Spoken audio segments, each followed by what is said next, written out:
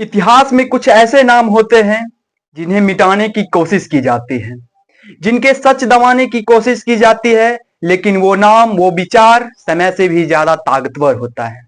नमस्कार दोस्तों, मेरा नाम है अमृत और आज हम बात करेंगे उस इंसान की जिसने कहा था, तुम मुझे खून दो, मैं तुम्हें आजादी दूंगा। जी हाँ, हम बात कर रहे हैं नेताजी सुभाष चंद्र बोस का। तो आइए दोस्तों, हम शुरू से शुरू करते हैं। साथियों, सुभाष चंद्र जी का बोस 23 जनवरी 1897 में ओडिशा में हुआ था। उनके पिता जानकीनाथ बोस एक बहुत बड़े वकील थे और माता धार्मिक और एक अनुशासित महिला थी। बचपन में ही सुभाष का दिमाग बहुत ही तेज था, लेकिन सबसे अलग बात यह थी कि अन्याय के खिलाफ गुस्सा। साथियों, एक बार स्कूल में एक अंग्रेज शिक्षक ने भारतीय बच्चे को मारा तो सुभाष चंद्र बोस ने उसका विरोध किया। नतीजा यह रहा कि सुभाष चंद्र बोस को स्कूल से निकाल दिया गया। यहीं से पता चलता है कि वह बच्चा एक साधारण बच्चा नहीं था।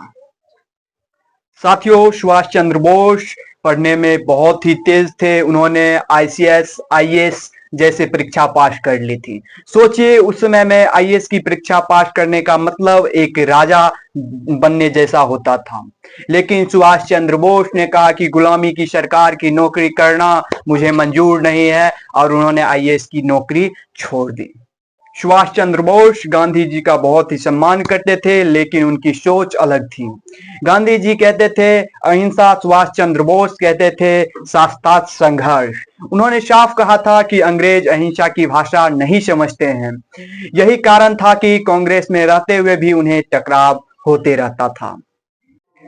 1941 में सुभाष चंद्र बोस को कलकत्ता में के घर में बंद कर दिया गया, लेकिन एक रात वो साधु के वेश में वहां से निकल गए, दाढ़ी, टोपी और चुपचाप, और जर्मनी की ओर वो निकल पड़े। यह कोई फिल्म नहीं था, बल्कि यह नेताजी का असली कहानी थी। साथियों, उसके बाद उन्हें जर्मनी में हिटलर से मुलाकात हुई।